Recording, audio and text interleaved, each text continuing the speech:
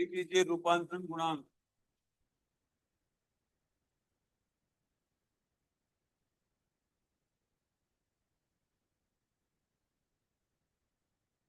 Study कीजिए रूपांतरण गुणांक। Conversion factor.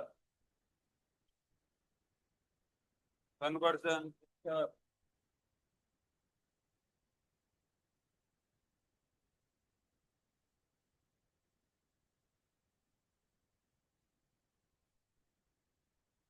ये किसी भौतिक राशि को भौतिक राशि को मात्रकों के एक समूह से मात्रकों के एक समूह से दूसरे समूह में रूपांतरित करने के लिए दूसरे समूह में रूपांतरित करने के लिए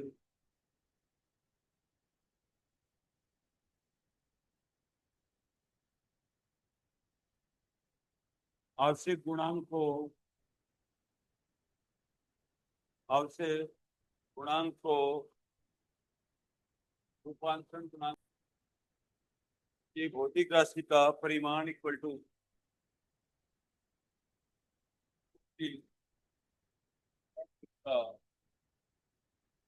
परिमाण इक्वल टू आंकिक मान इंटू मात्रक।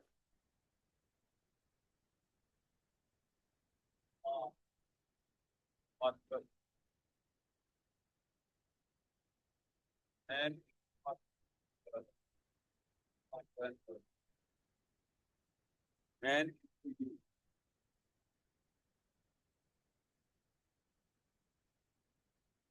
ये to convert a physical quantity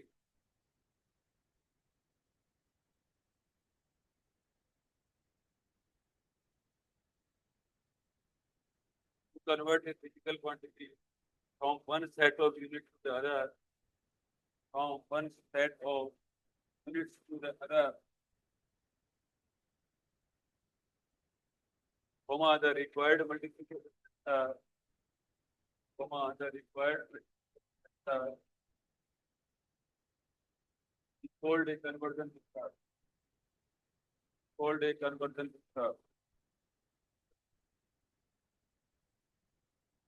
The magnitude of physical quantity is magnitude of physical quantity equal to magnitude of physical quantity equal to numeric value small n, numeric value small n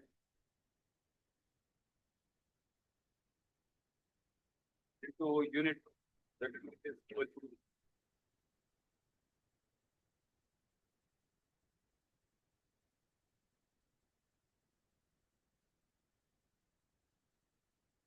आगे लिखिए। तो किताब के साथ तो एक बार थोड़ी आपको लिखा रहा हूँ उस पर ध्यान से किताब बंद कर दो, आपको लिखूंगा। अभी दो तीन कॉपी बहुत ही अच्छे होती है, ठीक है, इसको प्लीज सिखाऊंगा आप। चलो मात्र अनडाइवर्टेड तो अच्छा नहीं।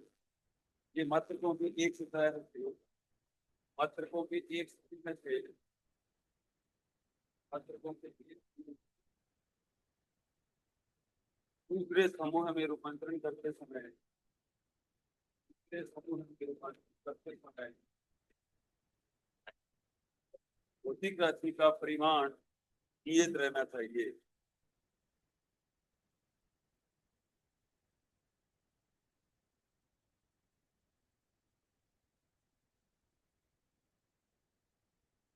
ये while conversion from one set of units to the other, while conversion from one set of units to the other, from one set of units to the other, the magnitude of the quantity, the magnitude of the quantity must remain the same. Must remain the same. N1 U1 equal to N2. N1 U1 equal to N2 U2. Then N is equal to constant. N u equal to constant और n one upon n तो one upon u.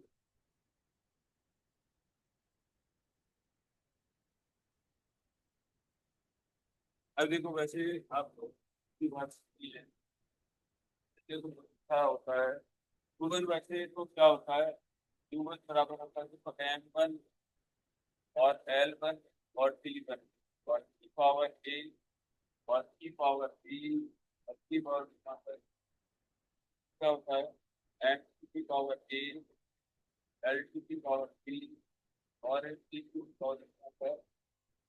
अब जैसे suppose करो मुझे समझ तो गए कि ठीक है ए बी सी समझ गए, बी अभी आया नहीं है, लेकिन मैं एक सवाल करके बता देता हूँ। तो से बी का वैल्यू 9.88 मीटर पर सेकंड स्क्वायर के अंदर होता है एम जी एस, और पी जी एस का होता है और तो अस्सी आगे सेंटीमीटर अपॉन सेकंड, ये समझना पाता है।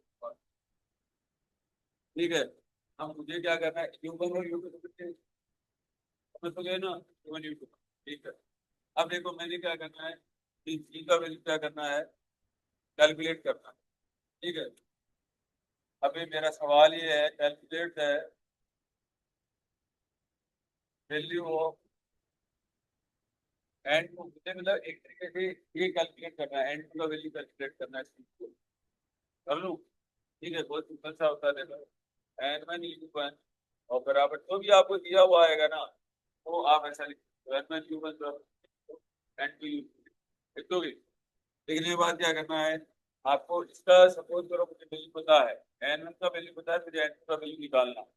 ठीक है, एन वन का वैल्यू कितना पता है, मेरे को पता है कि 9.8 मीटर पर सेकंड स्क्वायर। ठीक है, और ये कितना हो जाएगा, तो एन टू बराबर आप ऐसा लिखोगे पहले, तो एन टू बराबर एन वन और टू वन अपॉन यू लिखोगे। तो एन टू बराबर N two equal to N one और equal to M one upon N power L one upon L two की पावर टी और एक T one upon T two की power. N one का value मेरे को पता है 9.8 है। ठीक है, एन वन मुझे नहीं पता, टी का वैल्यू होता है, टी का होता है मीटर पर सेकंड, बराबर है सेकंड स्क्वायर, ये हो जाएगा। मीटर क्या होता है एल वन, एल एल की पावर तो एक हो गया और टी की पावर कितना हो गया -2 और एन की पावर कितना हो जाएगा 0 हो जाएगा। ठीक है, अब यही वैल्यू ये एम वन एल वन और टी वन मान। ठीक है, अब इनकी ए बी सी की वैल्यू तो पता चल गई, ए का वैल्यू तो 0 हो गया, बी का वैल्यू 1 हो गया और फिर सी का वैल्यू कितना हो जाएगा -2 हो गया, ए का वैल्यू 0 हो जाएगा, ई का वैल्यू कितना हो जाएगा 1 हो जाएगा, सी का वैल्यू कितना हो जाएगा -4 हो जाएगा। पहले तो आपको ये सब पता करें, ये सवाल बहुत अच्छे आते हैं। ठीक है, कोई भी वर्क दे देगा, पहले तो आपको फिजिकल क्वांटिटी का देखना है, फिर क्या करना है आपको एन वन यू वन बराबर एन टू लगाना है, फिर एन टू बराबर N one u one by two लिखना है, फिर आपको यू वन यू को अपन लिख लीजिए, अपने को पहचान कर किसी लेगी, ठीक है, पहचान किसी लेंगे ये भी ठीक है, और ज्यादा कुछ करना है नहीं। समझ गए, देखो बच्चों अपन अब देखो M one upon n two की पावर जीरो हो गया, दिक्कत वाली बात ही नहीं है, ये केजी होता है। अब जैसे देखो आप एम के एस के अंदर और इसको केजी से लिखते हैं, केजी लंबाई को मीटर से लिखते हैं और समय को सेकंड से लिखते हैं, और सीजीएस के अंदर क्या लिखते हैं, सीजीएस के अंदर क्या लिखते हैं ग्राम ग्राम सेंटीमीटर और सेकंड से लिखते हैं। ये आपको दो चीजें ध्यान, हमें इसके साथ तो क्यों ही करूँ, वैसे तो कर देता हूँ, कोई दिक्कत नहीं, केजी लिख देता हूँ और यहाँ क्या लिख देता हूँ बेटा ग्राम लिख देता हूँ, 1 kg लिख देता हूँ 1 ग्राम लिख दूँ और टी पावर इसी को होता है, तो इसका तो कोई वैसे कोई मतलब निकलेगा नहीं। ठीक है, ये मीटर में होता है तो मीटर लिख देता हूँ अपॉन सेंटीमीटर लिख देता हूँ, और टी पावर कितना है 1 है, और ये सेकेंड भी होता है, ये सेकेंड भी होता है पावर 2 -2। ठीक है, अब ये आ गया आपका सवाल इक्वल टू 9.8। अब देखो बेटा ये वैसे अगर एक पावर होती ना तो चाहे केजी को ग्राम में कर लो, चाहे ग्राम को केजी में कर लो, बात एक किलो की जगह 1000 ग्राम, 1000 ग्राम, 1000 ग्राम अपॉन किलो। 1 मीटर में 100 सेंटीमीटर हो गया, 100 सेंटीमीटर अपॉन 100 सेंटीमीटर। ठीक है, और 3 पावर 1 हो गया, इसका तो कोई मतलब है नहीं वैसे। ठीक है, और 1 की पावर कितना हो जाएगा, माइनस। ठीक है, ज्यादा सेंस बाहर नहीं। 2.8 ये कट जाएगा तो, लेकिन पावर जीरो होने की वजह से इसका वैल्यू 1 हो गया। 9.8 इंटू ये कितना बचा, 2 बच जाता है। कैसे आ गया 2? ठीक है, और आपने किसमें बदला है, आपने किसमें बदला है, 100 मीटर को सेंटीमीटर में बदला है, तो इसका मतलब इसी केस के अंदर एंड का एक बात। ठीक है, आगे समझ, बस ऐसे करने का समझ आया कि नहीं आया? पहले देखो, दोबारा देख लो बेटा कि आपको क्या करना है। एनमन यूज पहली बात तो वो बोलेगा ऐसे स्टील पावर है, बताइए इसका वैल्यू कितना हो जाएगा। ठीक है, तो सबसे पहले एनमन यूज बराबर तो करोगे, एन टू बराबर एनमन करोगे। ठीक है, फिर एन टू बराबर इसको लिख देना ऐसे कैसे। ठीक है, कोई जरूरी नहीं है कि हर बार एन टू पूछ सकता है, कोई जरूरी नहीं है वो एन टू पूछे जाते हैं, एन भी पूछ सकता है। ठीक है, तो अपने को एन टू पूछा है, तो पूछा है सब लोग, फिर ए बी सी के वैल्यू पहचानने होते हैं। ठीक है, कन्वर्ट समझ में आ गया क्या? आ गया, ठीक है। अब लिख लो, सवाल लिख लो। ठीक है, यदि यदि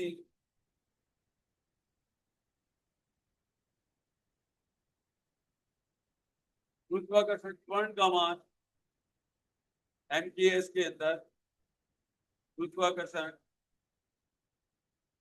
त्वरण का मान 9.8 मीटर पर सेकंड स्क्वायर, 9.8 मीटर पर सेकंड, 9.8 मीटर पर सेकंड स्क्वायर किया ना, इसका मतलब हो गया एमकेएस। ठीक है ना, तो देखो 9.8 मीटर पर सेकंड स्क्वायर है, तो ईटीएस में की का मान बताइए, ईटीएस में की का मान बताइए। ये gravitational constant, gravitational acceleration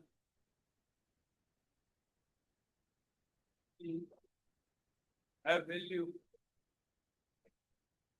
9.8 metre पर second square, 9.8 metre per second square, then what is the value of, what is the value of G in CGS, in a CGS? ये कर लो बेटा।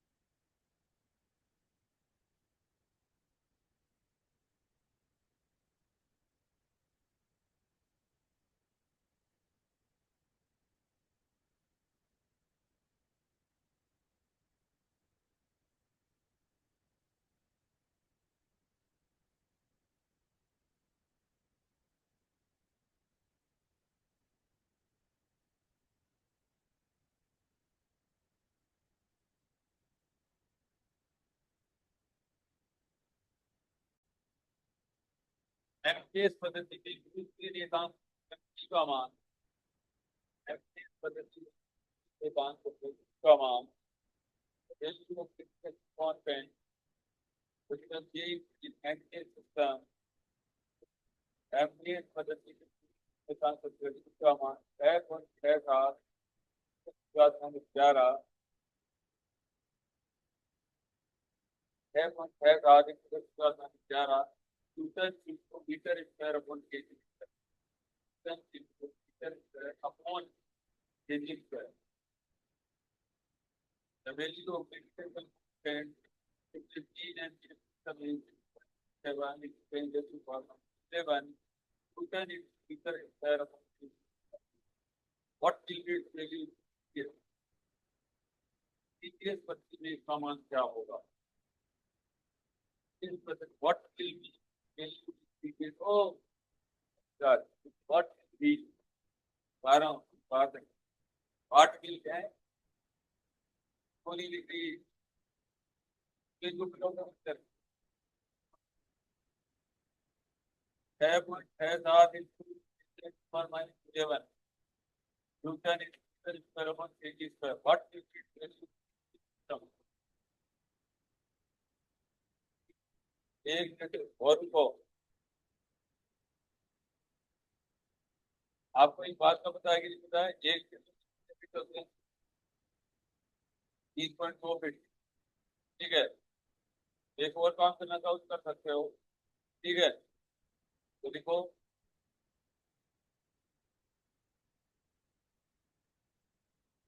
उसमें के कारण कण, कुछ के कारण कण, दूसरा सवाल नंबर 2, उसमें के कारण कण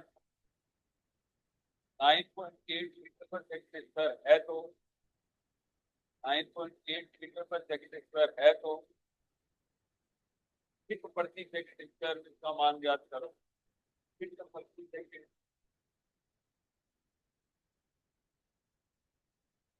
फीट प्रति सेकंड स्क्वायर इसका मान ज्ञात करो। The acceleration to gravity, the acceleration gravity 9.8 metre पर सेकंड स्क्वायर,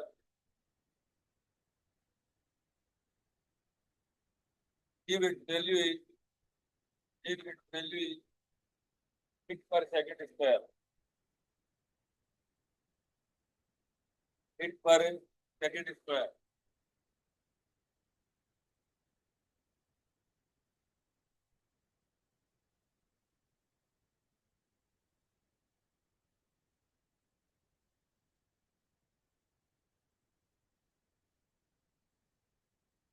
कल आपको न्यूटन और डाइन के लिए सिखाया था क्या? डाइन क्या होती है? किस चीज की ना, फोर्थ चीज, और एमपीएस क्या होता है? न्यूटन होता है। ठीक है। अब एक तरीका और बताता हूँ आपको, देखो देखो, आप ऐसे भी कर सकते हो। जैसे सपोज करो बेटा, कैपिटल जी का वैल्यू मेरे पास में कितना है, तब बताया इन्होंने 9.6 पॉइंट, रुको एक मिनट, 6.67 इंटू 10⁻11, और ये कितना हो जाएगा? Newton into metre square upon kg square. इधर देखो, इधर newton into metre upon kg square, पहली बात। ठीक है, दूसरी बात ये है कि न्यूटन को भी बदल लो आप। देखो 6.67 इंटू 10⁻11 न्यूटन होता है केजी, और मीटर स्क्वायर और upon second square into KG square, ऐसे लिख दिया। मीटर की जगह वैल्यू पुट कर दिया, केजी मीटर पर सेकेंड स्क्वायर लिख दिया। इधर देखो आप, 6.67 इंटू 10⁻11 केजी से केजी कट जाएगा। अब ये metre square upon second square into kg cut गया, ओके है ना? अब देखो यहाँ पर लिख रहा हूँ मैं, बराबर का साइन 6.67 इंटू, उसकी बात मैंने 11 को पढ़ा, रहने दो आप। ठीक है। मीटर में कितने सेंटीमीटर होते हैं? तो 100 सेमी स्क्वायर बच जाएगा। एक मीटर में 100 सेमी होते हैं। ठीक है, तो 100 का स्क्वायर हो गया ना? अरे एक मीटर में 100 सेंटीमीटर होते हैं, तो यूनिट भी लगाते जाओ और चेंज भी करते जाओ, डिवाइडेड बाई सेकंड को सेकंड पढ़ा रहे हैं, कोई दिक्कत नहीं। और केजी में 1,000 ग्राम होते हैं ना, 1,000 ग्राम होता है। ठीक है, आपका आंसर आ गया ये।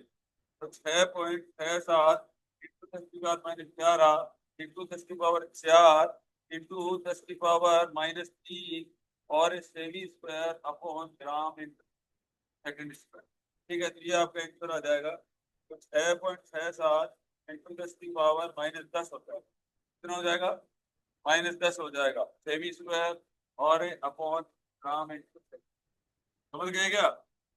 ऐसे भी कर सकते हो, वो चीज वही है, देखिए। ठीक है, अरे बोलो, कर लोगे? अभी एक सवाल और है, ये तो आ गया समझ में। बस ऐसे ही कर सकते हो, जैसे जी का वैल्यू मिला, क्वेश्चन नंबर 2 भी बोला मैंने आपको। ठीक है, क्वेश्चन नंबर 2 क्या बोला मैंने? आपका जी का वैल्यू है वो कितना है?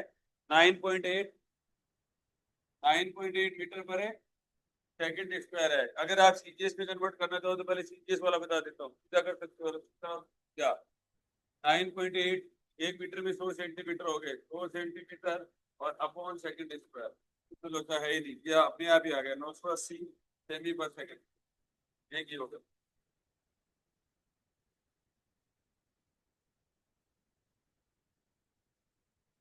क्या newton, newton into metre square लिखाया था क्या? हाँ sorry, metre into metre square, यही तो लिखा हुआ है। अच्छा हाँ, के जी मीटर, अरे के जी और मीटर क्यूब, तरीके से होगा सॉल्व। KG metre cube. ठीक है, अब तो सही है। अब सही है ना? तो ये 10 की पावर 3 हो गया। तो 3 हो जाएगा, 3 हो जाएगा ना? ठीक है। और 3 होने से कितना हो जाएगा? 6 हो जाएगा ये। ठीक है। और ये 6 होने से ये क्या हो जाएगा? ये 8 आ जाएगा। बस।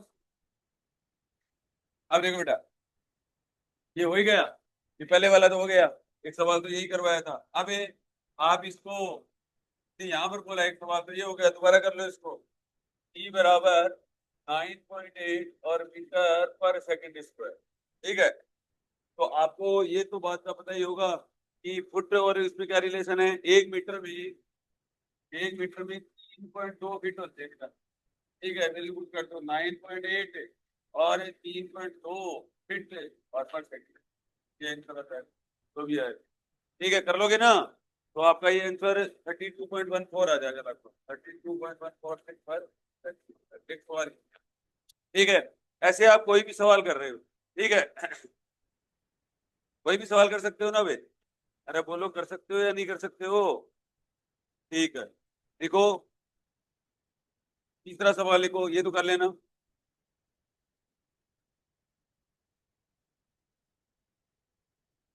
एक न्यूटन को,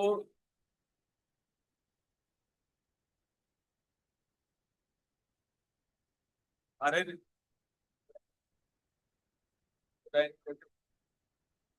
ठीक है, वो ऊपर वाला जो तरीका था, ऊपर वाले तरीके का, इस वाले तरीके से आता है। ऐसे तो कोई डिफरेंस नहीं है। लेकिन कई बार न्यूटन और डाइन तो किस तरह आता है ना, एम एल की पावर देखनी पड़ेगी, को देखनी पड़ेगी। ठीक है, तो इसका ही आंसर है। और अगर इसका लिखित पता है तो कोई दिक्कत नहीं। बस आगे मेरी बात, अब जैसे मैं आपको ऐसे बोल रहा हूँ, एक सवाल सुनो मेरी बात। अगर तुम बस देखे एक न्यूटन को, मैंने ऐसे बोलता, मैं नहीं, मैं सोच रहा एक न्यूटन को डाइन क्या कैसे होता है सवाल? अब देखो, न्यूटन और डाइन के अंदर आपको एम एल पावर पता होनी चाहिए। एम एल क्या होती है? पावर पता होनी चाहिए। दो के ऊपर वाला तरीका है। अगर जहाँ पावर का लोचा नहीं होना तो वहां डायरेक्ट कर सकते। ठीक है, और थोड़े दिनों में आप पावर भी पता चल जाएगी ना, तो भी कर सकते हो डायरेक्ट। बस बात। ठीक है। और यह एक तरीका सिंपल है कि ठीक है, अपने आप ही लाइन में आ जाएगा। बस आगे मैं बात करूँ, फिर लाइन पर लाइन का होता है। बस आ गया, तो हर किसी चीज पर उत्तर पे बदल लो। और उत्तर क्या होता है? और फोर्स क्या होता है? मीटर पर सेकंड। बस आगे मैं बात कर लो। पहले ये दो कर दो सवाल, फिर करते हैं। जल्दी से कर लो बेटा।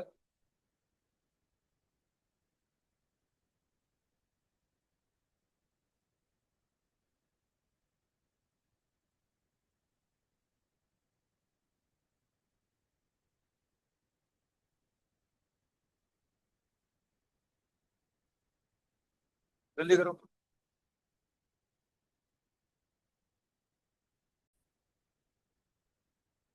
हेडिंग दो, डायमेंशंस।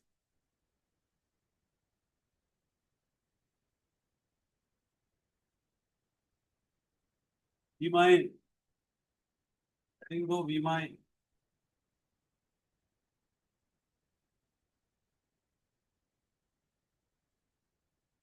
देखिए, किसी भौतिक राशि की विमाएं, किसी भौतिक राशि की विमाएं उस राशि को व्यक्त करने के लिए, राशि को व्यक्त करने के लिए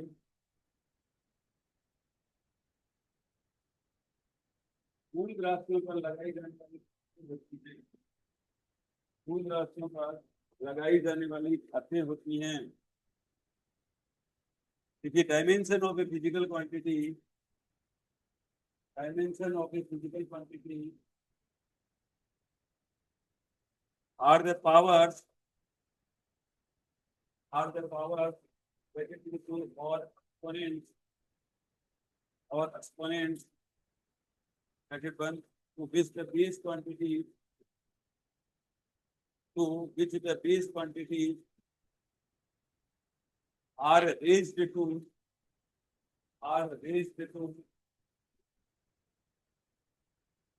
represent that quantity,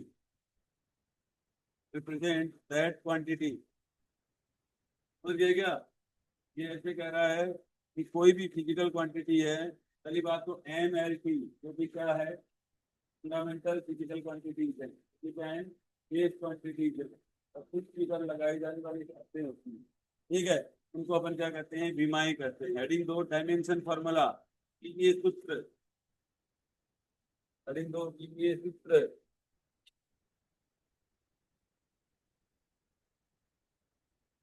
ये सूत्र,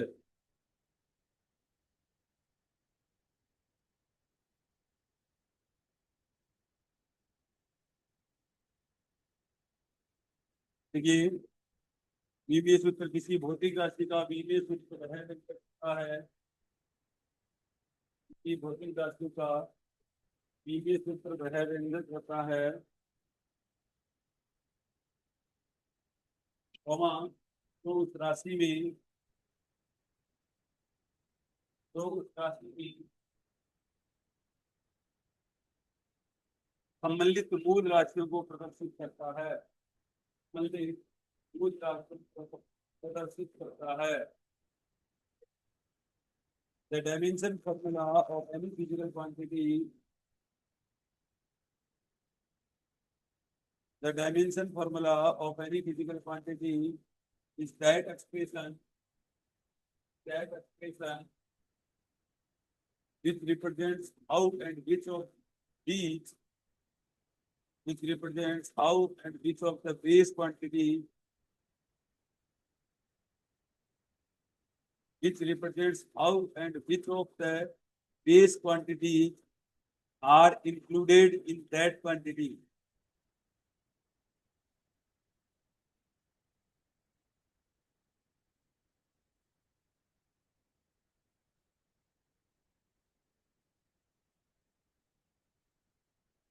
ये इसे एक वर्ग कोष्ठक में, एक वर्ग कोष्ठक में, एक वर्ग कोष्ठक में मूल राशियों के चिन्हों को लिखकर, मूल राशियों के चिन्हों को लिखकर व्यक्त किया जाता है। It is written by enclosing the symbols,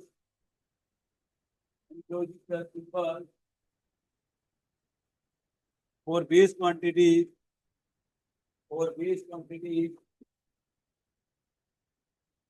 with appropriate powers, in the square bracket,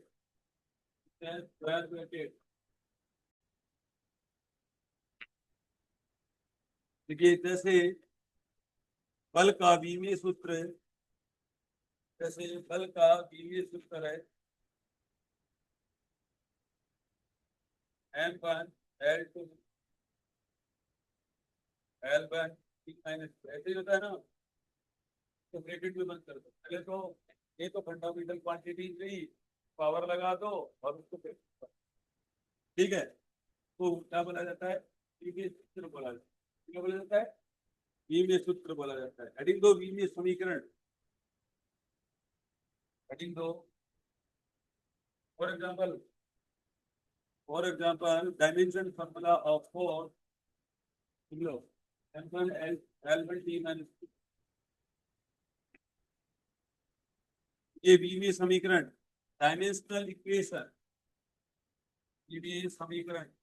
अच्छा बीमीय समीकरण और इसकी क्या अंतर है, इसका भी लिखना है ना, उसको भी इधर ब्रैकेट में लिख दो और उसको भी इधर ब्रैकेट में लिख दो, M1 L2 T माइनस, ये लिख लो बीमीय समीकरण, पहले ये लिख लो, फोर्स बराबर M1 L1 T माइनस 2, और बीमीय सूत्र के अंदर क्या होता है, बल को इधर बराबर भी नहीं, ठीक है, समझ में आ गया। और विमा क्या होती है, विमा में n की पावर है, वो विमा होती है, ब्रैकेट में लिख देंगे तो बीमीय सूत्र हो जाएगा, और अगर ऐसे लिख देंगे तो बीमीय, ठीक है, देखिए, भौतिक राशि व उसके बीजीय सूत्र को, भौतिक राशि वह उसके बीजीय सूत्र को,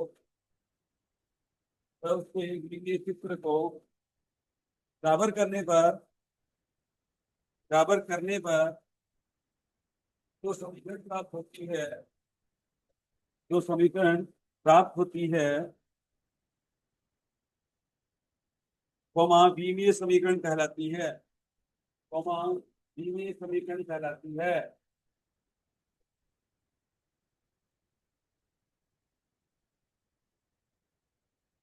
समझे?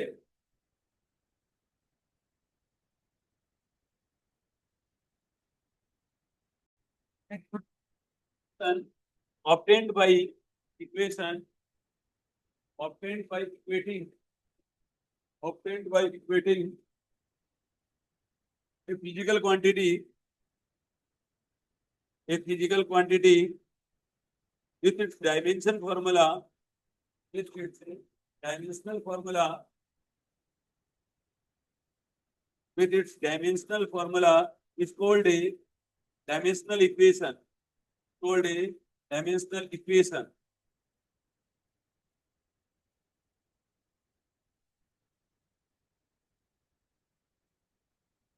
ठीक है?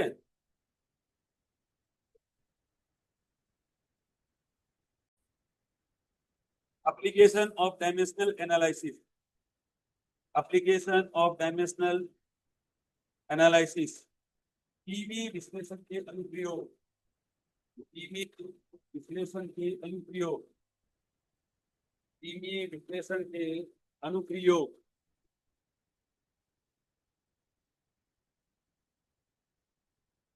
पीवी विश्लेषण के अनुप्रयोग। पहला लिखिए, किसी भौतिक राशि को, किसी भौतिक राशि को एक मात्रिक पद्धति से दूसरी पद्धति में बदलने के लिए,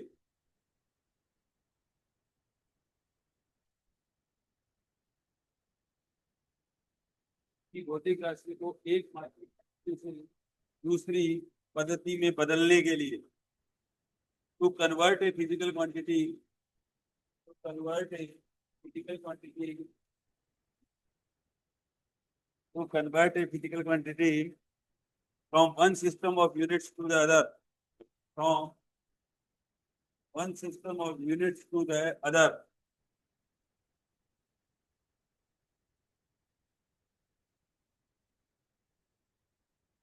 ये है, एरो लगाइए, ये है, इस तथ्य पर आधारित है कि, यह है इस तथ्य पर आधारित है कि एक भौतिक राशि का परिमाण, एक भौतिक राशि का परिमाण,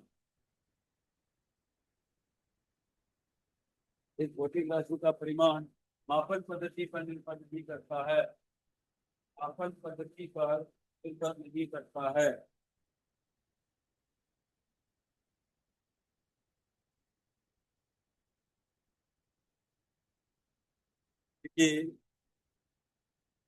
This is based on the fact that, based on the fact that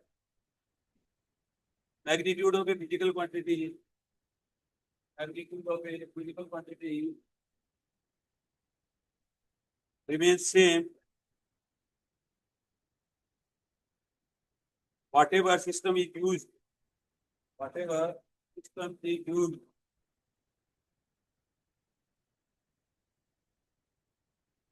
whatever system is used।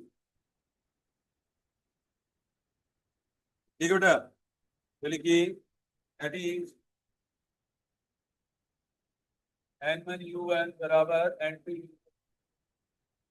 तो n2 बराबर n1 u1 upon u2, n1 हो जाएगा n1 अपॉन n2, तो आप समझ गए होंगे, और l1 अपॉन l2 हो, और t1 अपॉन l2, ये कुछ बताने की जरूरत है नहीं वैसे तो। u1 का कितना है, m1 l1 और t1 पावर a, और टू बराबर एम टू एल टू और टी टू की पावर, ये लिख दीजिए तो वैसे तो लिख दीजिए।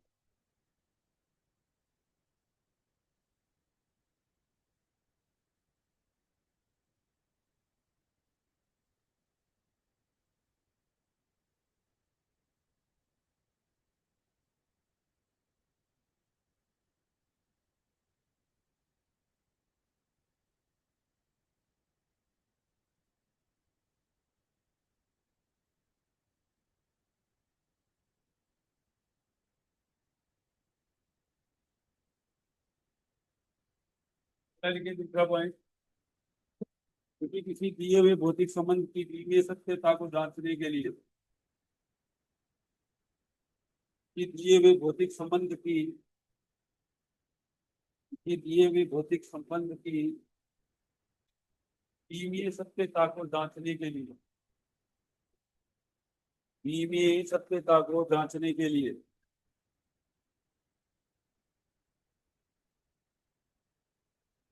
देखिए, to check the dimensional characteristics of a given physical relation, to check the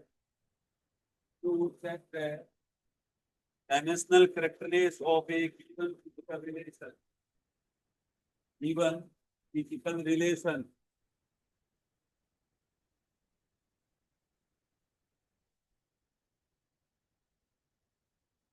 अरे लगा के लिखिए, यह है एक दिए हुए संबंध में,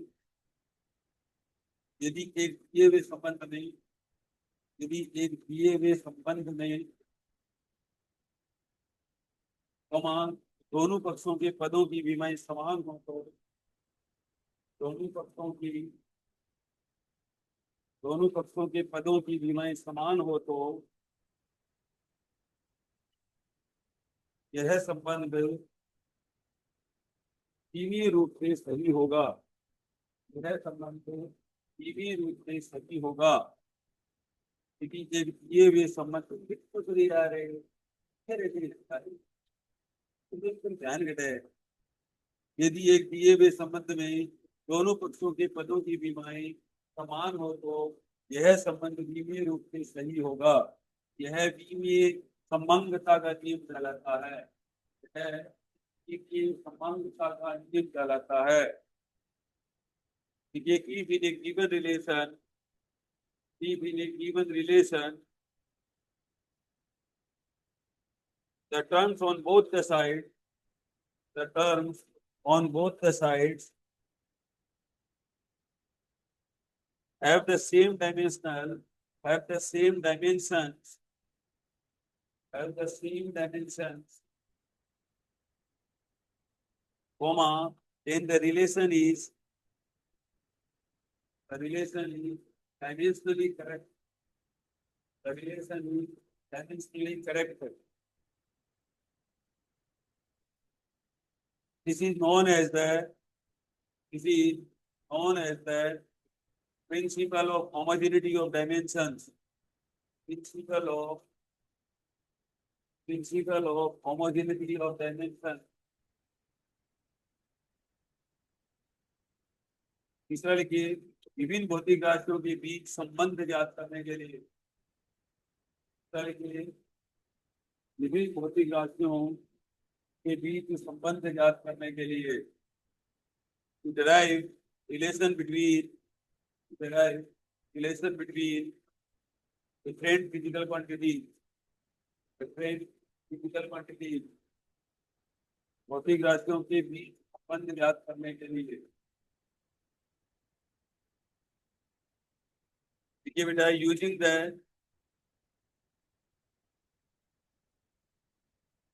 एरो लगा के लिखिए, विमीय समांगता के नियम का उपयोग कर, एरो लगा के लिखिए, विमीय समांगता के नियम का उपयोग कर भौतिक राशियों के मध्य, भौतिक राशियों के मध्य नए संबंध ज्ञात किए जा सकते हैं, नए संबंध ज्ञात किए जा सकते हैं,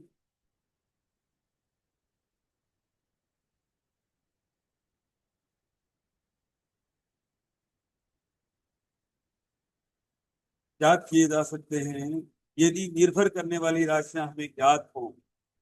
यदि निर्भर करने वाली राशियां हमें ज्ञात हो।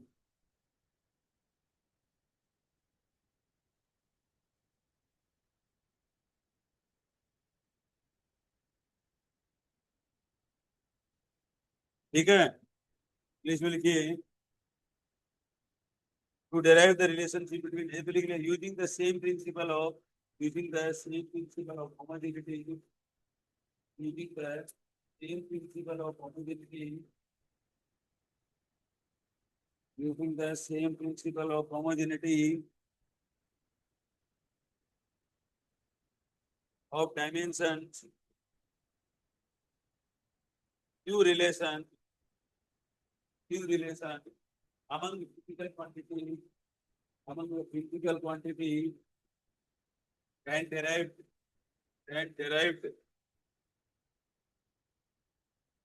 if the dependent quantities are known, if the dependent quantities are known। ठीक है, समझ गए यहां तक? देखो ये और बल बराबर F बराबर एम ई, अपन लिखेंगे ऐसे, देखो बार बार, तो केजी और मीटर और सेकंड स्क्वायर। ठीक है, और इक्वल टू M1 L1 और, ठीक है। अब जैसे मुझे लिखना है कार्य, कार्य कार्य बराबर कितना होता है, देखो आप ऐसे लिख के ना, आप नोटेशन भी लेते जाना, ये लिखते भी जाना, तो फॉर्मूला जब याद होना चाहिए आप। एफ डॉट डी एस, देखो वापस से क्या आ गया, बली आ गया, वापस से क्या आ गया, बली आ गया। ठीक है, तो आप इसको लिखोगे पहले तो और metre square upon second square, ये हो जाएगा M1 L2 और कितना हो जाएगा E-2 आ जाएगा। पहली बात ये आ जाएगा। ठीक है, यहाँ पर अब अपन तरीके से करेंगे, तो इस system क्या करेंगे, तरीके से करेंगे। ठीक है, पहले आप के अंदर एक दो काम करेंगे। एक अपन करेंगे ट्रांसलेशन मोशन, पहले मैकेनिक्स ही करेंगे, ट्रांसलेशन मोशन। आपको फॉर्मूले भी याद हो जाएंगे और आपका मैकेनिक्स भी कंप्लीट हो जाएगा। ठीक है, आपको तरीके से अगर करोगे, या ओपीसी पर डायमेंशन नहीं लिख रही है, दो की आनी चाहिए आपको, दो की आ गई, एक की आनी चाहिए, उसके बाद में आपको ढूंढना है कि फॉर्मूला क्या हो, और नहीं तो इसके ऊपर जो यूनिट आएगी वो अपन अलग से लिखते जाएंगे, फाई बराबर की ओपन की है या समझ में आ गया। ठीक है, तो सबसे पहले एक तो होता है बेटा ट्रांसलेशन मोशन, और एक क्या होता है, रोटेशनल, रोटेशनल मोशन। ये पूरी मैकेनिक्स है।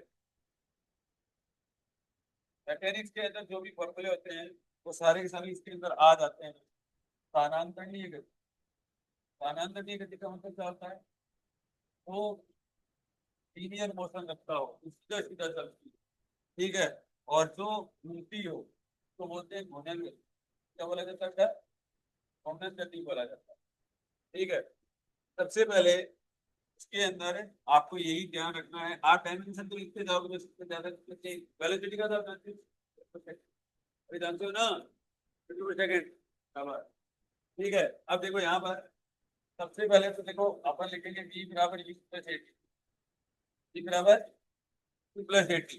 अब देखो ये इक्वेशन तभी सही होगी, अब देखो इसके अंदर सारी बात तो फिजिकल क्वांटिटी के अंदर तीन बात इसके अंदर एडजस्ट कर, p की u की और at की डायमेंशन का सेम है। ठीक है, अब इसी बात को मैं इधर लिखूंगा, ओमेगा बराबर और ओमेगा नॉट और प्लस अल्फा, ये लिख यहाँ पर। सबसे पहले तो मैं थोड़ा सा कह दे, ठीक है, मैं आपको ऐसे बताऊंगा कि वाकई में इनकी डायमेंशन सेम है। अब देखो अगर मैं इसकी वेलोसिटी की लिखूं तो मीटर पर सेकंड होता है, क्या होता है, देखो मीटर पर सेकंड ऐसे ही लिखता हूँ बस, इक्वल टू सभी मीटर पर सेकंड होता है। ठीक है, और इसका कितना होता है, मीटर पर सेकंड स्क्वायर सेकंड होता है। ठीक है, ये वाला। अब देख लेते हैं आप, कोई भी इक्वेशन तभी डायमेंशन सही हो सकती है जब आप की वैल्यू बराबर है। समझ में आ गया, इसका मतलब क्या हुआ, इसका मतलब ये हुआ कि अगर आपको, अगर इनमें से तीनों में से कि एक का भी वैल्यू अगर बात पता है तो आपका काम चल जाए। ठीक है, अगर आपको इक्वेशन याद। ठीक है, अब यहाँ पर देखो ओमेगा। पहली बात तो आपको ये ध्यान रखना है कि ई क्या है। ई आपका क्या है, तब फाइनल वेलोसिटी। ये क्या होता है? फाइनल वेलोसिटी होता है, वेग है, अंतिम वेग। कैसा वेग है? अंतिम वेग। ठीक है, अंतिम वेग है। अपने परंपरागत तरीका काम की नहीं करते थे। अपने को पूरी मैकेनिक्स आनी चाहिए, पूरी इजी आनी चाहिए, पूरी मैग्नेटिक फील्ड आना चाहिए। ठीक है, ये सब आने चाहिए, इसको रिलेट कर रहा हूँ। ठीक है, तब आपका डायमेंशन अपने आप ही पूरा हो जाए। ठीक है, ये अंतिम वेग है। तो ओमेगा क्या होता है बेटा? घूर्णन गति के अंदर क्या होता है? आपको उससे पहले क्या लगाना है? अंतिम बीच में कोणीय नाम लगा। क्या लगाना है? बीच के अंदर कोणीय घुसाना है। अंतिम कोणीय वेग क्या लिखोगे? अंतिम कोणीय वेग। ठीक है, अंतिम कोणीय वेग। ठीक है, और इन इंग्लिश में क्या लिखोगे? Final angular velocity. Final angular velocity. Angular शब्द क्यों आया? आप बताओ क्यों? क्योंकि अपन कर ही क्या रहे हैं? रोटेशनल ये घुमाना पड़ेगा। ये क्या करना पड़ेगा? रोटेट करवाना पड़ेगा। ठीक है, रक्षिता इधर। ठीक है, तो क्योंकि हाँ, देखो बेटा, बी। अब आपको ये बात तो पता है, देखो बी का ये भी लिख देता हूँ, मीटर पर सेकंड होता है। क्या होता है? मीटर पर सेकंड होता है। तो ये क्या हो जाएगा? M0 L1 और टी माइनस। ये लिख सकते हो आप यहाँ पर। अब ओमेगा देखो बेटा, ओमेगा कल आपको पता ही था। ठीक है, मीटर यहाँ पर मीटर पर सेकंड है, और ओमेगा का कितना होता है? रेडियन पर सेकंड। ठीक है, या ओमेगा बराबर एक फॉर्मूला भी अगर लिख लो ना आपको, तो यही काम होता है। ओमेगा बराबर 2 पाई है। ओमेगा बराबर कितना होता है?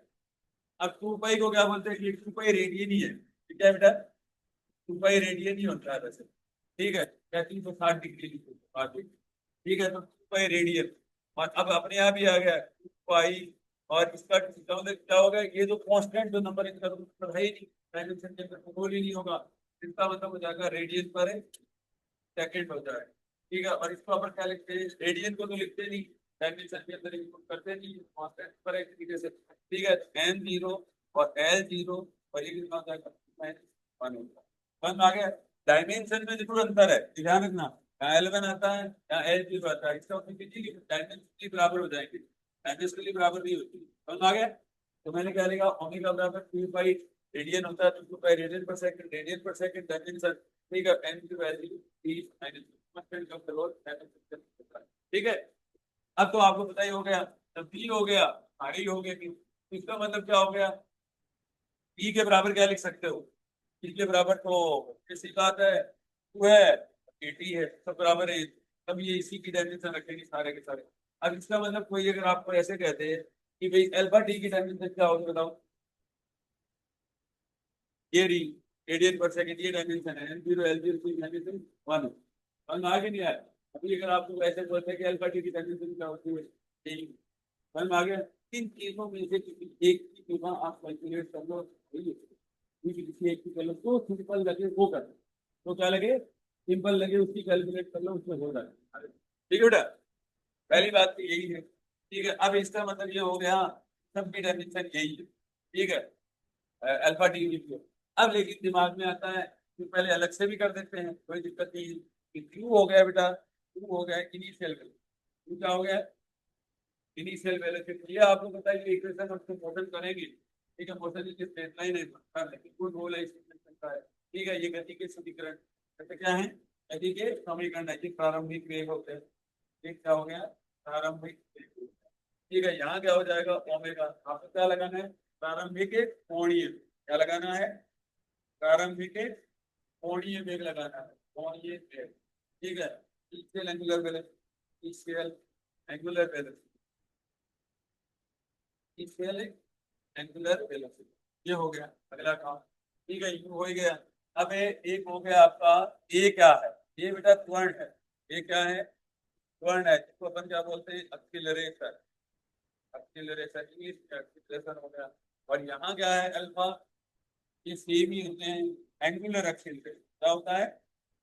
Angular acceleration. ठीक है, क्या वो बोलते हैं? कोणीय त्वरण। क्या बोला जाता है? कोण ये।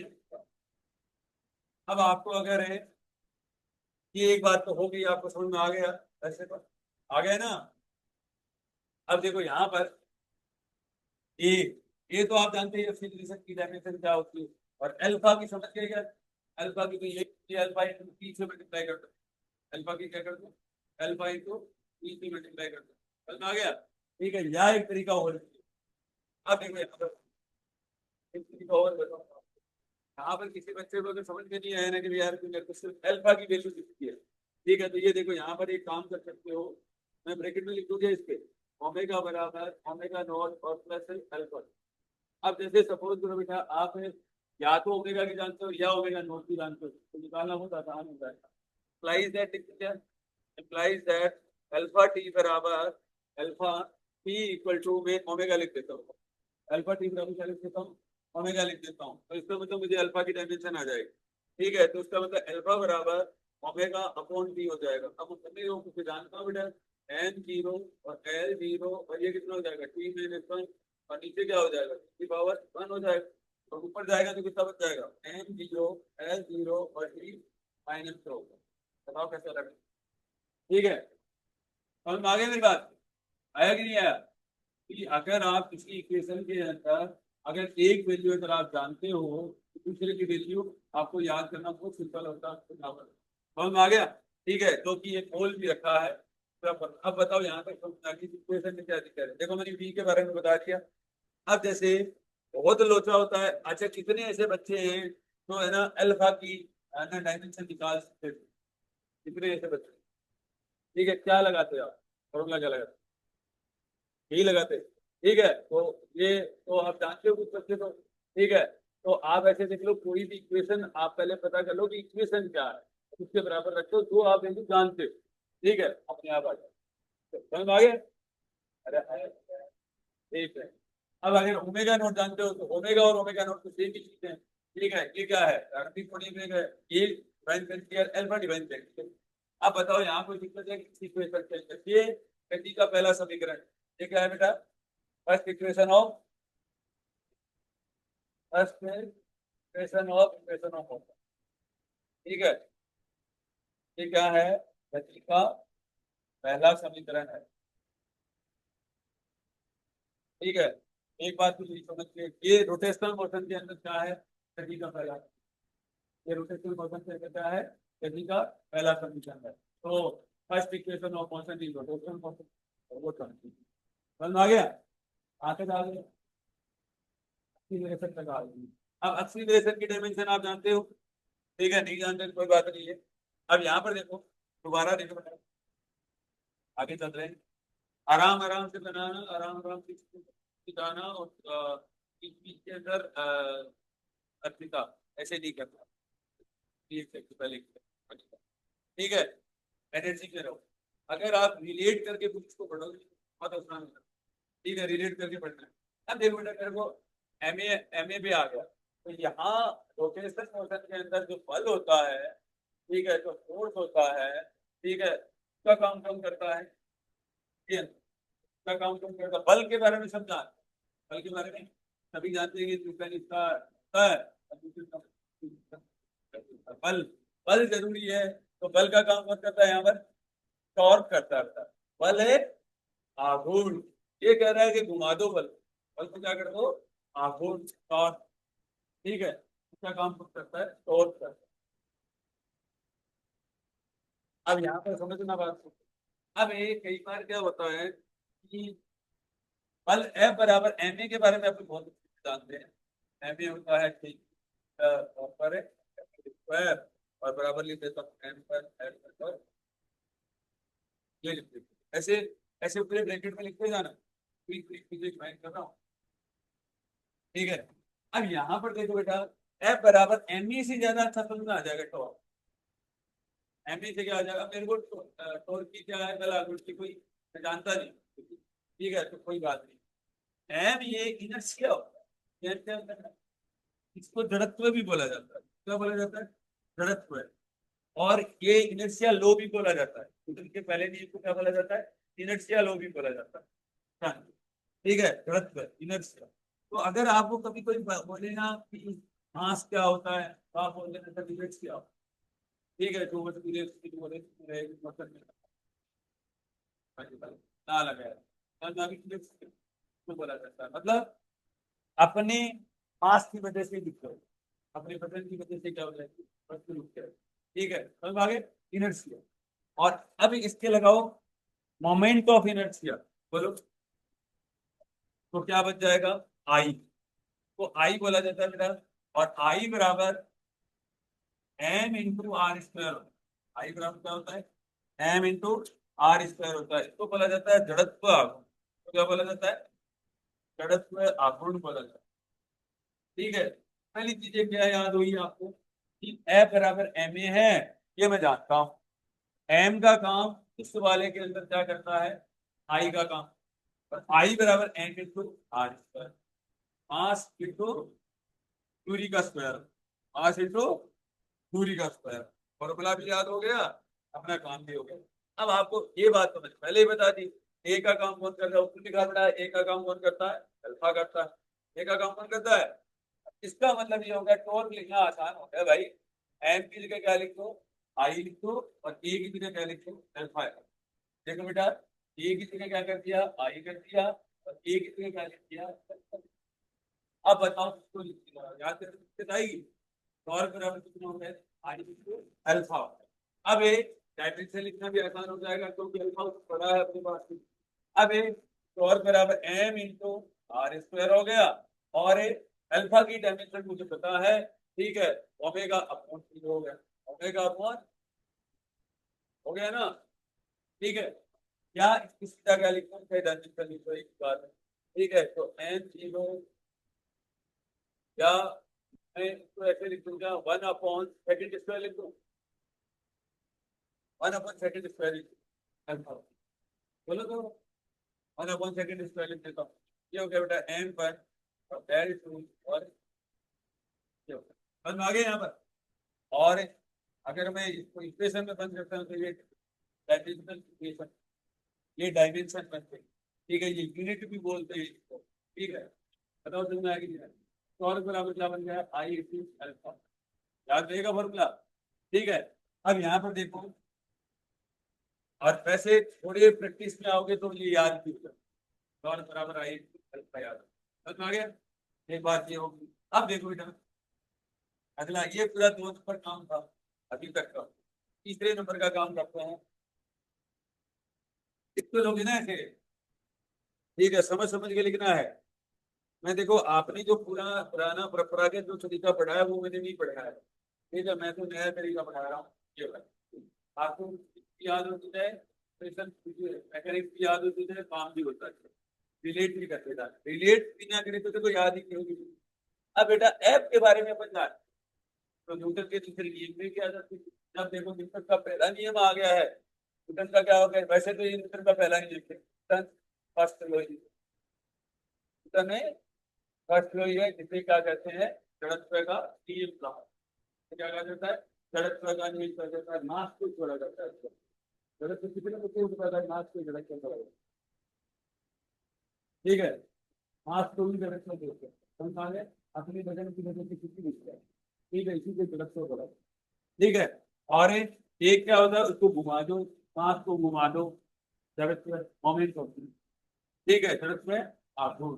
ठीक है, अगला देखो बेटा, अबे भाई न्यूटन का दूसरा नियम भी लिख दो, न्यूटन इनको भी लिख देते हैं। न्यूटन है सेकंड लॉ, न्यूटन का दूसरा, न्यूटन का दूसरा। अब आप है ना, मतलब पॉइंट टू पॉइंट चलोगे ना, एक किसकी चीज देखो, मैं लिखूंगा बेटा एफ बराबर D C upon D T, तो पता है एफ बराबर D C upon D T. ठीक है, चेंज इन मोमेंट, परिवर्तन बराबर क्या कहलाता है बल कहलाता है। ठीक है, चेंज इन मोमेंटम एफ बराबर D C upon D T. अब एफ का काम कौन करेगा बताओ, यहाँ पर करेगा टॉर्क। और ये एक नया नाम आ गया अब मार्केट में, संवेग। क्या आ गया बेटा संवेग आ, संवेग ई बराबर एम डी होता है, ई बराबर क्या होता है एम डी होता है। ठीक है, अब एम के बारे में आप जानते हो। अब ये जो संवेग होता है, जहां पी का काम कौन करेगा, और ये संवेग यहाँ पी का काम कौन करेगा? कोणीय संवेग, एंगुलर मोमेंटम। ठीक है, कौन करेगा? एंगुलर मोमेंटम करेगा, एंगुलर मोमेंटम। एंगुलर मोमेंटम क्या होता है बेटा? ए या एल से, एल, एल बराबर, अब आपको पहले बताया था एम का काम कौन करता है? आई, और सी का काम कौन करता है? ओमेगा। एल बराबर आई ओमेगा, नया फॉर्मूला बन गया।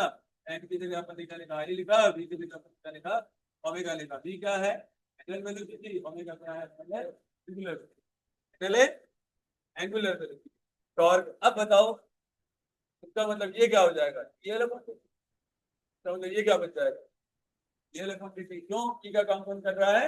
एल कर रहा है, तो dt को dt बराबर टॉर्क बराबर कितना होता है? ठीक है, लगो समझ में आ गया? आएगी नहीं ये बात? अब दिमाग में यही आता है बात। फिर इसका अपन वो भी लिख दें, क्या नाम है, तो ये कितना हो जाएगा? एम इंटू आर स्क्वायर, ठीक है, आर इंटू और 1/सेकंड स्क्वायर, ऐसे ही तो लिख दो। तो ये हो जाएगा बेटा M1 S2 और P1, ये तो लिखो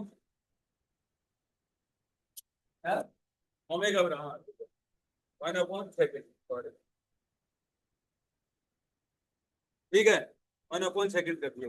अब यहाँ पर ये तो या तो वैल्यू पुट कर दो, और अब क्या बच जाएगा कि dl/dt तो ये रहा, और इसके अंदर t तो बढ़ाना है, तो m1 और s2, और ये कितना हो जाएगा? t-1 डिवाइडेड बाई t की पावर 1 होता है, हो जाएगा ना? ये आ जाएगा m1 l2 और t-, अब आगे इससे क्या बन गया आपका? फोर्स का फॉर्मूला भी आ गया। अब तो ये तो आप फोर्स को आप जानते ही हो, फोर्स तो वही है। अब देखो फोर्स का वैल्यू भी वही होगा, और डीपीए को dt का वैल्यू भी वही होगा। ठीक है, अब कई बच्चे क्या जानते हैं, फोर्स से भी आप क्या कर सकते हो? आपको मोमेंटम, कल आपको यही दे रखा था न्यूटन इंटू सेकंड, कल आपको रात को ग्रुप के प्रिंसिपल दे रखा। ठीक है, तो चर्चा करें, ठीक है, तुम्हारा देख के बात करेंगे। ठीक है, ठीक है, वहां तक करने की बात।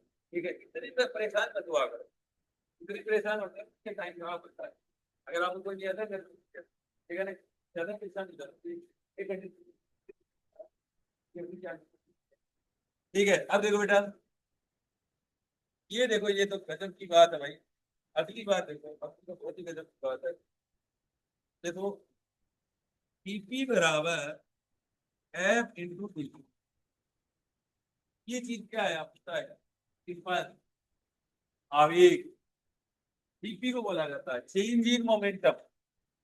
ठीक है, संवेग में परिवर्तन, देखो बेटा, संवेग में परिवर्तन और बराबर आवेग, और बराबर F into T, F into T को समझ में आया कि नहीं आया बताओ? अरे कहीं पर भी आपको फॉर्मूला कोई नया याद करना ही नहीं पड़ता, अगर आपकी डेट नहीं तो गड़बड़ है मतलब, ताकि आपको कुछ याद करने की जरूरत नहीं है, दी गई फॉर्मूला इधर उधर इधर उधर बता रहा है। ठीक है, बस लाइन मत छोड़ना। अब संवेग में परिवर्तन भी क्या कहलाता है? आवेग कहलाता है। संवेग में परिवर्तन ही क्या कहलाता है? इम्पल्स बोलते हैं, changing momentum equal to impulse in in momentum equal to. अब ये आपने कभी देखा है क्या? एफ इंटू डी देखा है कभी? कभी जीवन में एफ इंटू डी देखा है? इम्पल्स का रोल देखा है? कहाँ देखा? मैं नहीं, ऐसा व्यक्तिगत जीवन में कोई एग्जाम्पल देखा है आपने? युवराज सिंह का नाम जानते हैं? तो युवराज सिंह, हाँ क्रिकेट क्रिकेटर है। अच्छा, अभिषेक शर्मा का नाम? अच्छा, अभिषेक शर्मा, ठीक है। अच्छा, क्रिकेट देखिए तो, ठीक है, तो क्रिकेट देखिए देखिए मान लो, ठीक है। तो जैसे कई लोगों जैसे युवराज सिंह के बारे में नहीं जानते, या अभिषेक शर्मा के बारे में जानते हैं, या दूसरे जो प्रतिभागी का जो क्रिकेटर होता है उसके कम लगते हैं, बड़ी सोसाइटी का, तो वो लंबे जाते हैं सारे ऐसे कुछ। ठीक है, उसका कारण क्या होता है? उसका हाई ग्राइंड, मतलब वो ऊपर से पकड़ते हैं, जैसे यहाँ से ऊपर से पहली बात, लंबे बल पहले से होते ही हैं। ठीक है, दूसरी बात क्या होता है? बैट के साथ में इतनी ज्यादा कांटेक्ट, इतनी लंबी दूर तक बहुत ही कम टाइम के लिए अगर बॉल टच में आई ना बैट पे तो लंबा छक्का जाता है। इसी को बोला जाता है एफ इंटू पी तो वो लगा ही रहा है। ठीक है, टच में आया, टाइम पी तक आया तो वो लंबा जाता है। कल आगे उसी को इम्पल्स बोला जाता है, उसी को क्या बोला जाता है, इम्पल्स बोला जाता है। कल आगे मेरी बात में ठीक है, इसी को टाइमिंग भी बोलती है। इसी को क्रिकेटर की भाषा में क्या बोला जाता है, टाइमिंग बोला जाता है। टाइमिंग बहुत परफेक्ट, ठीक है, टाइम करते हैं बोर्ड को, सही टाइम पर सही सही जगह पोस्ट लगाते हैं। पर्टिकुलर एंगल के ऊपर क्या लगाते हैं, पोस्ट लगाते हैं। ठीक है, तो लंबा जाएगा, खेल है। ठीक है, ये ग्राफ है। ठीक है, सचिन तेंदुलकर है, सफेद कितने नंबर, ठीक है, आपने देखा होगा। ठीक है, तो हम आगे में बात करें तो ये चीज है। तो टाइमर बोलते हैं, और किसी भाषा में कुछ मतलब है आवेग बदल। अब बताओ, मैंने कोई फॉर्मूला नया उठाया गया, आप बताओ यहाँ से क्या फॉर्मूला उठाया। मैंने तो पहली इक्वेशन के अंदर ही बैठा हूँ अभी तक तो मैं। ठीक है, दूसरी में तो आया ही नहीं। फिर मैंने क्या किया, उखाड़ते उखाड़ते उखाड़ते उखाड़ते चीजों को न्यूटन के दूसरे चीज तक ले आया। तुम आगे, ठीक है। तो एफ डीपी बराबर कितना हो जाएगा, dt हो जाएगा। अब बेटा यार ठीक है, ये वाली बात तो समझ में आ गई, सर हमारे को इधर वाला नहीं लिखना आ रहा। अब देखो इधर वाला लिखना कितना आसान होता है, ये देखो change in angular momentum dl बराबर कितना हो जाएगा, टो इंटू dt बराबर।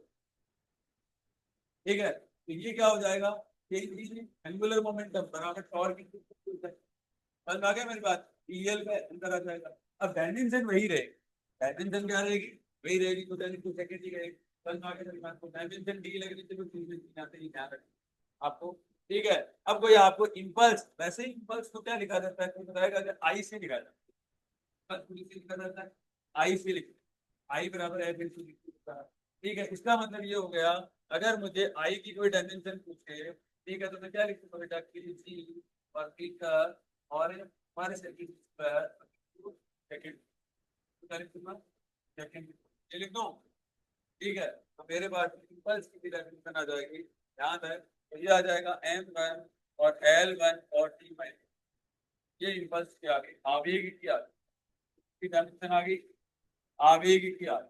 तो हम आ गए यहाँ पर, बताओ समझ में आया कि नहीं है, ये इम्पल्स की आ गई। इधर से कुछ ज्यादा कुछ लिखने की जरूरत नहीं है अभी तक, ठीक है, मामला काम का तो वो निकाल ले ताकि पढ़ा रहे कोई दिक्कत नहीं।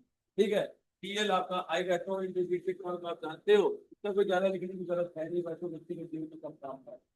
ठीक है, अब बताओ यहाँ तक समझ में आया कि नहीं आया, पी बराबर एम जी आ गया, पी बराबर एम जी आ गया, कोणीय मोमेंटम आ गया। अब मोस्ट ऑफ जो फॉर्मूले यूज होते हैं ना, वो यही फॉर्मूले यूज होते हैं मैकेनिक्स के। ठीक है, आपको पता होगा।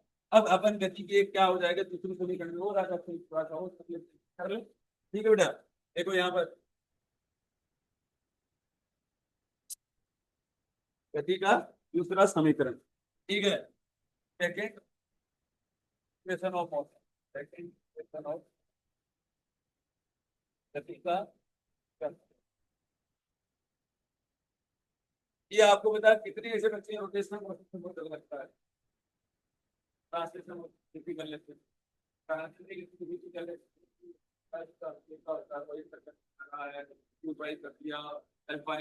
तो यही सवाल हो। ठीक है, तो देखो बेटा, गति का दूसरा समीकरण ये होता है कि एस, एस क्या होता है, एस बराबर क्यू प्लस एस बराबर यू की प्लस हाफ। पहली बात तो यही है कि पहली बात ये लिख दूंगा, एस बराबर टी बराबर, बात का मतलब इसमें कौन सा नहीं बनता है, हाफ। ये तीनों की डायमेंशन बराबर है, तीनों की डायमेंशन अगर बराबर है, इसके आगे कोई फॉर्मूला नहीं। ठीक है, हम आगे एक बात ये भी लिख देता हूँ। ठीक है, अब यहाँ पर देखो बेटा, मैंने पहले बताया एस क्या है, क्या बताया एस क्या है, विस्थापन, और विस्थापन के आगे क्या लगाना है, एस विस्थापन, एरो, कोणीय लगा दो बेटा, क्या लगा दो, कोणीय विस्थापन, क्या लगा दो, कोणीय विस्थापन, कोणीय विस्थापन, कोणीय विस्थापन को क्या लिखा होता है, थीटा से लिखो। समझ आ गया यहाँ तक, कोई दिक्कत नहीं है। ठीक है, और ये हो गया विस्थापन टाइम, पता है। अब यहाँ पर देखो कोणीय विस्थापन भी आ गया, और तो इसका मतलब ये हो गया, और यू का काम कौन करता है, ओमेगा नोट करता है, ये लिखने की जरूरत है नहीं मेरे पास, आता है ए बराबर अल्फा होता है, ई का काम होता ही है, तो इसका मतलब मेरा फॉर्मूला नया बन गया है, omega equal to omega nought और हाफ अल्फा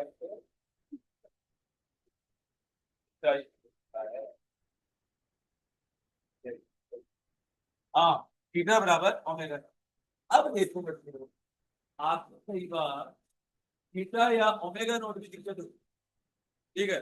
यहाँ देखो, थीटा और ओमेगा नोट में बड़ी दिक्कत होती है। ये भी लिख देता हूँ बात यहाँ पर लाइन पे, थीटा बराबर और ओमेगा नोट बराबर और equal to half alpha into. अब बताओ किस फॉर्मूले में कोई सा फंक्शन है जो आपको पता है। अब ये कई कई बार सपोज करो आप पढ़ रहे हैं, आपके दिमाग में आता है यार ओमेगा नोट कैसे निकलेगा, तो थीटा जानते हो तो ओमेगा नोट लगा दो, और ओमेगा नोट जानते हो तो थीटा के लिए, ठीक है। अब दिमाग में आता है तो थीटा जो क्या होता है, डायमेंशन लीस्ट नंबर। थीटा जो क्या होता है, डायमेंशन लीस्ट नंबर होता है, विमाहीन राशि होती है। ये विमाहीन राशि खूब कर देगी। अब यहाँ पर कितनी ऐसी चीजें हैं तो मुझे लिखने की जरूरत नहीं है, लिखने की जरूरत नहीं है। और एस पर लिख चुका हूँ, ड्यूटी लिख चुका हूँ, हाफ एट इस पर लिख चुका हूँ, इसके तो कोई ज्यादा फिल्टर करने की जरूरत है नहीं। तो नई लिख चीजें हैं, ये उनको लिख देता हूँ। अब ये देखो बेटा, एक चीज अपनी कोई सिचुएशन से दो तीन खबरें और याद हुई, आप अगर मानो या ना मानो। थीटा बराबर कोण है, ये कोण बराबर एंगल इक्वल टू आर का कोण रेडियस होता है। आर का कोण क्या होता है, रेडियस होता है। आर की दूरी होती है, ये भी दूरी होती है, तो ये एम जीरो एल जीरो और पी जीरो हो जाएगा। ठीक है, एक बात तो ये अलग बात वैसे, ये क्या बात है, अलग बात है। ठीक है। अब यहाँ से मैं प्रूव करता हूँ कि वाकई में ऐसा कुछ होता है क्या। ठीक है, अब एक फिगर सो बचा, ठीक है, पोजीशन लेती जा रही है। थीटा बराबर ओमेगा नॉट इंटू कितना हो जाएगा, ओमेगा नॉट इंटू कितना हो जाएगा, अब देख लो थे, ओमेगा नॉट का ऊपर बिल्कुल कर दो। अब देखो कुछ करने की भी जरूरत नहीं होती है वैसे तो, फॉर्मूले लिखो ना आप तो, time two by upon T लिख देता हूँ, टी लिख देता हूँ, ये भी समय, ये भी समय, ठीक है। समझ में आ गया, तो ये क्या हो गया, एन जीरो एल जीरो और कितना हो जाएगा, ये देखो आ रहा है, थीटा बराबर ओमेगा नॉट। अब देखो यहाँ से एक फॉर्मूला और नया आ गया है, ओमेगा से कोई भी हो, ओमेगा बराबर थीटा होता है। ओमेगा बराबर क्या होता है, ई थीटा को, ये भी बहुत बड़ा लॉजिकल फैक्ट है यहाँ पर। समझ आ गया, बोलो बताओ यहाँ से आया कि नहीं आया? ठीक है, ये पूरा का पूरा आपका तीसरा नंबर हो गया है। के अंदर एक नई बात यह है कि होता है, और थीटा का आप डायमेंशन जान गए। ठीक है, इसका मतलब ये हुआ, इसका मतलब क्या हुआ, हमें अब हाँ, अब जैसे मुझे what is the value of alpha, ऐसे पहले तो इससे करता हूँ, एक नया सवाल ले लेता हूँ यहाँ पर। अब एक बार तो अल्फा ऊपर ऊपर ऊपर भी निकाल सकती है, बात तो ऊपर क्या निकाल सकती है, ऊपर क्या अल्फा निकाल सकती है। अब आपने नीचे अल्फा निकालना है, बराबर, तो नीचे अल्फा कैसे निकालेंगे, क्या नाम है तुम्हारा। ठीक है, अब मैं कह रहा हूँ कि what is the value of alpha, what is the M N की form of alpha, what is the M N की फॉर्म ऑफ अल्फा। हिंदी में समझ जाओगे, अरे हिंदी में समझ जाओगे क्या, अल्फा का एम एन की फॉर्म क्या होगा, अल्फा का एम एन की फॉर्म क्या होगा, ये है मेरा फॉर्म। अबे मेरे को पता नहीं याद रहा कि मतलब आप है ना, 10 फॉर्मूले इसके अंदर याद करो, और उसके फिर कोई सा भी पूछता है एडमिशन का यही है, कोई सा भी फॉर्मूला सवाल है। ठीक है, समझ में आ गया मेरी बात को, ठीक है। तो यहाँ पर कोई दिक्कत है आएगी, ठीक है। यहाँ पर देखो ये कितना हो जाएगा, एम एल की फॉर्म, अल्फा का एम एल की फॉर्म क्या होगा। देखो बेटा यहाँ से देखो, मैं एक तो थीटा के बारे में जानता हूँ, पहली बात तो, और मैं बाकी के बारे में नहीं जानता। थीटा बराबर थीटा होता है यहाँ से हाफ अल्फा टी स्क्वायर।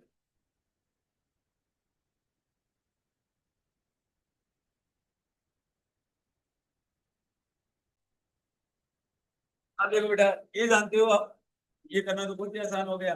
ठीक है, अब जैसे कोई जरूरी नहीं होता है, देखो जैसे क्या है कि क्लास डिस्क्रिप्शन फॉर्म में अगर आप सवाल करते हो, ये देखो ये ब्रेकिंग कैपिटल का क्या है, कॉम्पिटिटिव एग्जाम के लिए तैयारी ये माथा बड़ी करने की जरूरत नहीं है, अल्फा और हम कैलकुलेट सीखा सीखा पर ऐसे लिख लो, तो ये कितना हो जाएगा, एन जीरो और एल जीरो,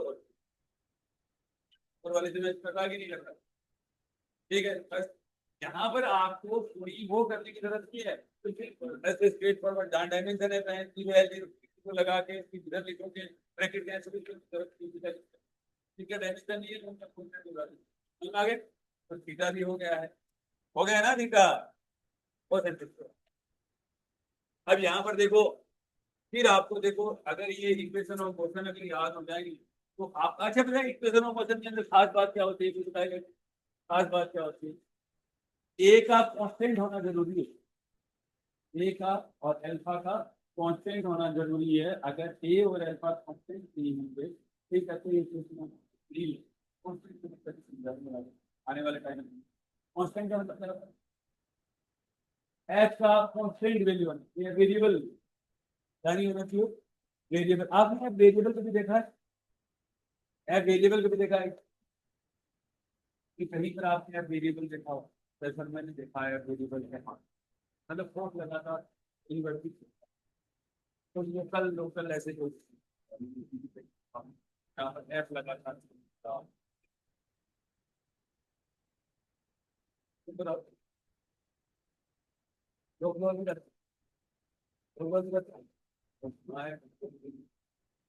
बार बार नहीं दे सकती है ना, ऐसे ऐसे कभी कुछ नहीं आती, वो ड्राइवर कैसे बैठा, ठीक है, ठीक है, वो ट्रेन की गति, बस की गति, लिफ्ट की गति, ठीक है, और क्या नाम है ये मानसरोवर वाले झूले की गति, बड़े वाला झूला जो होता है किसकी गति। जहां पर आपको डर लगने लग जाए ना, वहां पर है जो पर कहाँ कहाँ लगता है?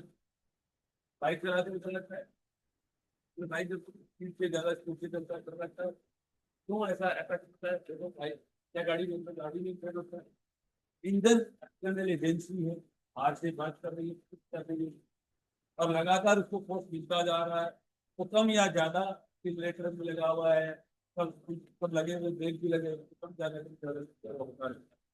हाँ ये अगर क्या होता है बल लगता है, और चीजों क्या बोला जाता है, सत्कम बल की जो जो बल लगता है, ठीक है, वाकई में नहीं लगता है, लगता हुआ प्रतीत होता है, किसकी वजह से? किसकी वजह से? त्वरित गति की वजह से, एक्सीलरेटेड मोशन की वजह से। ऐसा जैसे ट्रेन की बेटे आपको बाहर की ट्रेन को घूमते हुए दिखाई दे रहे हैं, क्या वाकई में घूम रहे हैं? नहीं घूम रहे, किसकी वजह से ऐसा हो रहा है? ट्रेन की त्वरित गति के कारण। हम आगे मेरी बात, प्लेटफॉर्म पे खड़े हुए आदमी आपको बल है, जाने पेड़ पौधे ऐसे ही दिखाई देते हैं, जबकि ट्रेन में बैठे आदमी को बाहर के पेड़ पौधे घूमते हुए दिखाई। प्लेटफॉर्म पे जो खड़ा आदमी है वो क्या है? ये एजेंसी की काम नहीं करे, रेस्ट में है, ठीक है, लेकिन उसके मतलब बल लग नहीं जाते हैं, प्लेटफॉर्म दोनों घूम रहा है ना, और जो उसकी ट्रेन क्या है चल रही है, तो दोनों में अंतर किसका हुआ? एक त्वरित गति का हुआ, एक का त्वरित गति नहीं है। एक के पास में क्या है? त्वरित गति नहीं है, एक के पास त्वरित गति है। आगे यहाँ तक इसका मतलब क्या हुआ? आपको एक जादुई बात बताओ, ठीक है, न्यूटन का जो नियम होता है ना, ठीक है, जहां पर त्वरित गति होगी ना वहां लगता नहीं है, आपको पता है क्या?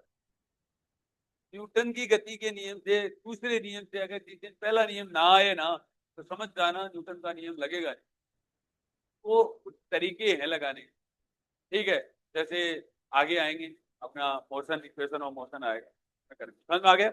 आप बताओ यहाँ तक कुछ बातें कुछ कुछ समझ में आई? आप है ना थोड़ा थोड़ा ऐसे रिलेट करते जाया करो कि ये क्या है। अगर आप ह्यूमन बीइंग से या अपने आसपास की सराउंडिंग से चीजों से अगर आप रिलेट करोगे ना, तो आपको मजा आने लग जाएगा, धीरे धीरे इंटरेस्ट आने लग जाएगा, बहुत सिंपल सा होता है। ठीक है, अब बताओ, मैं जो बल लगा रहा हूँ, बल का मतलब क्या है आप बताओ? कि गुरु जी कहीं पर भी जिस मशीन के अंदर इंजन लगा हुआ है ना, वहां वो त्वरित गति है ही, और वहां पर गति के समीकरण नहीं लगे, वहां पर गति के समीकरण कोई लगाने का कोई दूसरा तरीका इजाद करना पड़े। समझ में आगे मेरी बात को? लगेंगे नहीं। अब कोई बोले कि त्वरित गति क्या होता है, तो आप बता दें कि जिसके पास भी इंजन है ना, सबके पास भी त्वरित गति, और जिसके पास भी इंजन नहीं है ना, उसके पास भी त्वरित गति नहीं है, वहां पर चित्र का निकासा कर कोई दिक्कत वाली बात होती है। अदरवाइज न्यूटन की गति को क्या कराना पड़ेगा? रिटेन करवाना। समझ में आ गया? कोई सामने से लगाओ, कांस्टेंट करो मोशन, ऐसा कुछ होता हो।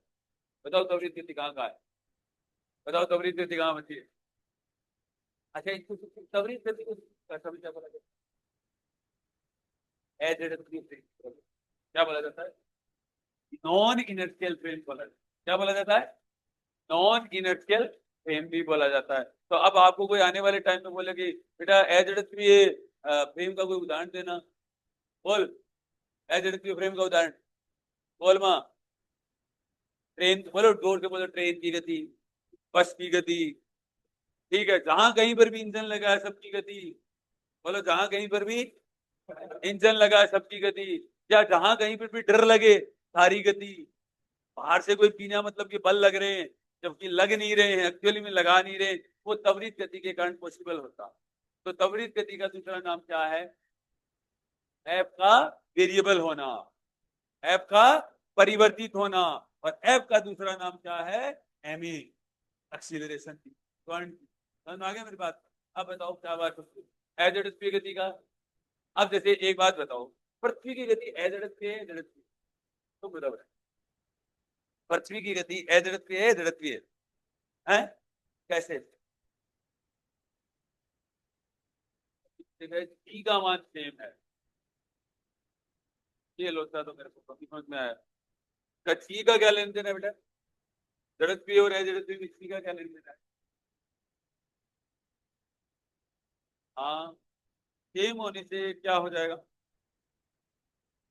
देखो जड़त्वीय और अजड़त्वीय जो शब्द होते हैं ना, वो तो घूमने से रिलेटेड होते हैं। रोटेशन मोशन हो रही है कि नहीं हो रही है, एक समान गति हो रही है कि नहीं हो रही है, ठीक है, ठीक है, कोई दिक्कत वाली बात नहीं। ये भी ठीक है, चीज सेम है, तो वहां से कर सकते हो, टॉप से कर सकते हो, टॉप नहीं लगेगा, जीरो हो जाएगा, सपोर्ट नहीं होता वैसे, ठीक है, तो वो भी चीज ठीक है।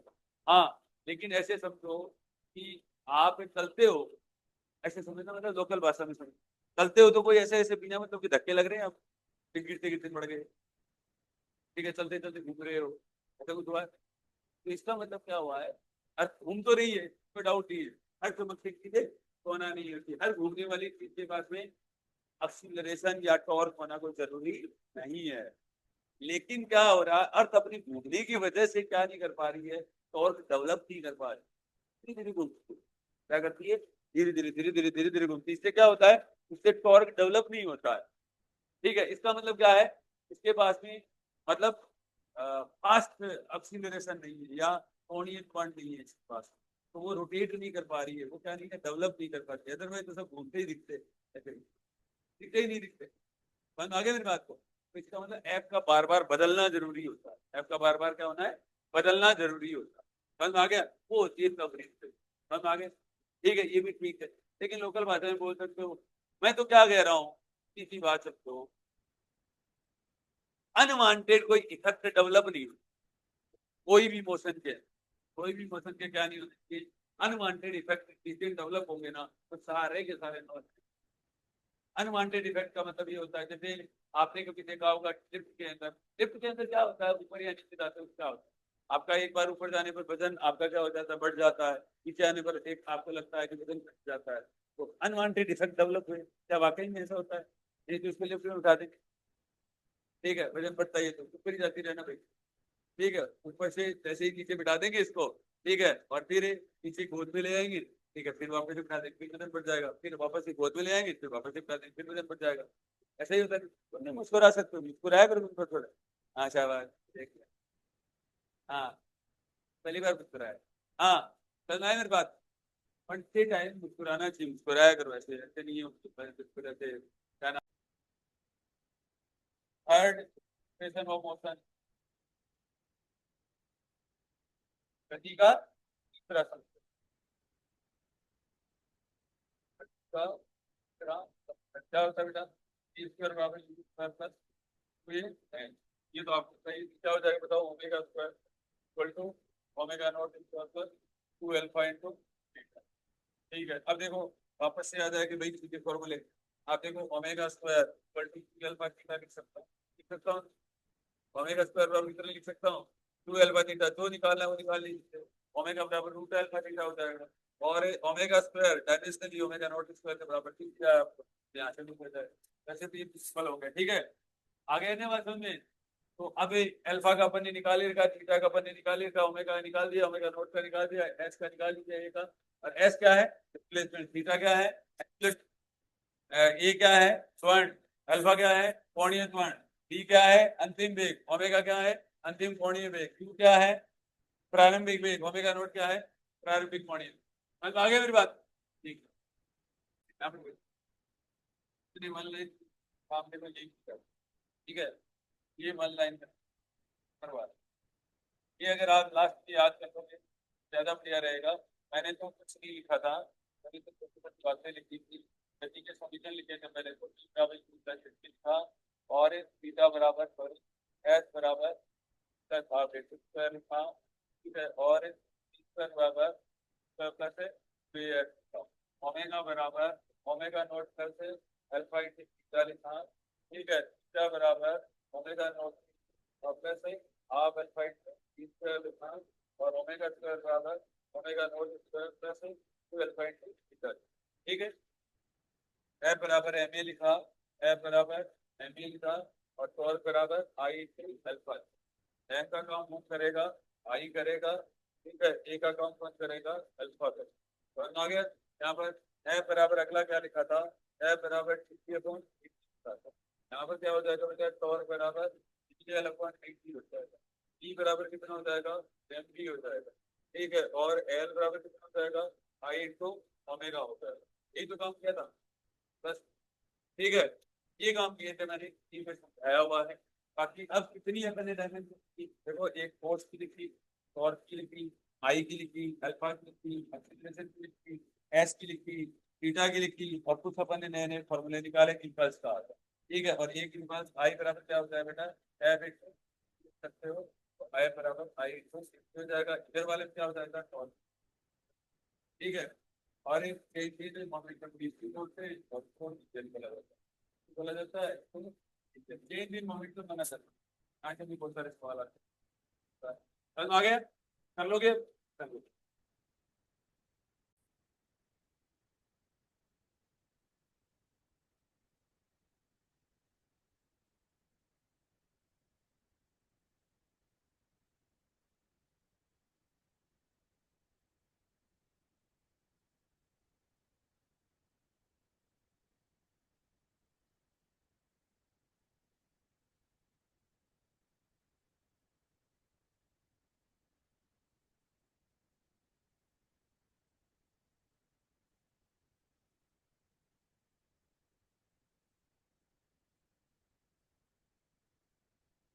तो जाओ, ठीक है।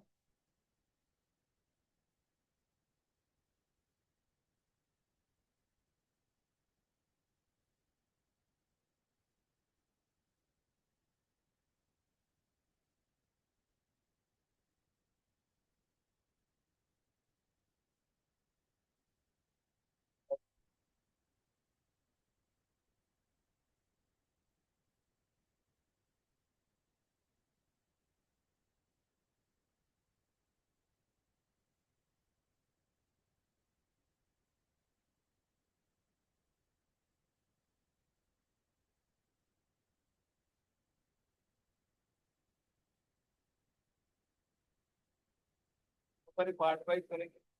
सेकंड क्या है थोड़ा सा अगर देखा जी करेंगे।